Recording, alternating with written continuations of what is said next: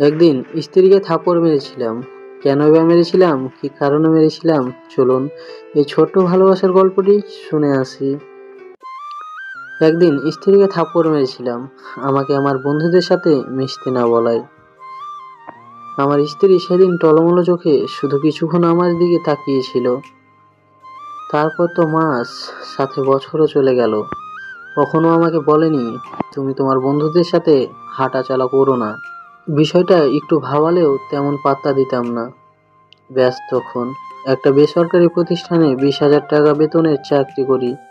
সংসার খরচ, বাবা মায়ের ওষুধ, মেয়ের পড়ালেখা সব মিলিয়ে মাসে হাতে থাকে বলতে হাত খরচের টাকা এবং 1,000-1,500। তবে সেই 1,000-1,500 টাকা বন্ধুদের মন রাখতে সবসময় খরচ করে ফেলতাম। এটা নিয়ে বউ বলল, এভাবে টাকা উড়ালে বিপদের সময় কোথায় হাত পাতবে? আজ যাদের মন রক্ষায় মেতে উঠেছ তাদের কাছে। তখন বইয়ের কথাই কিছুক্ষণ ভাবলাম, তারপরে বাইরে চলে গেলাম। তো একদিন পুরো অফিস যে মেয়ের পিছে পাগল, সেই মেয়ে আমার সাথে ঘনিষ্ঠ হতে চাচ্ছে।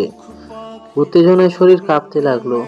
অফিস শেষে বাড়ি ফেরার পথে নতুন শার্ট কিনলাম, পারফিউম কিনলাম, মেয়ে কলিগকে উপহার স্বরূপ রূপার নুপুর আর শাড়ি কিনলাম। এসব নিয়ে বাড়িতে ঢুকতে স্ত্রী বলল, এগুলো কি গো?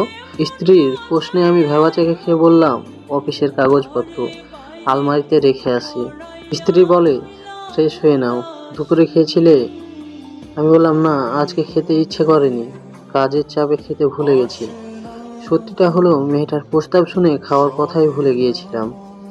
স্ত্রী বলে, ভুলে তো যাবেই, চোখ মুখ শুকিয়ে এতটুকু হয়ে গেছে, আমি না থাকলে যে তোমার কি হবে নিজের খেয়ালটাও রাখতে পারো না।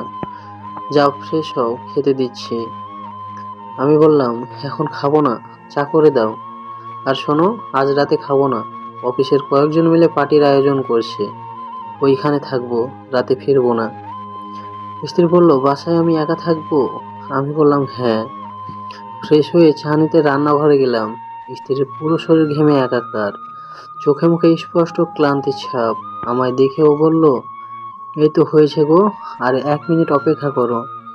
তাই চুমুক দিচ্ছি, ও রান্না করতে করতে বলল, এই শোনো।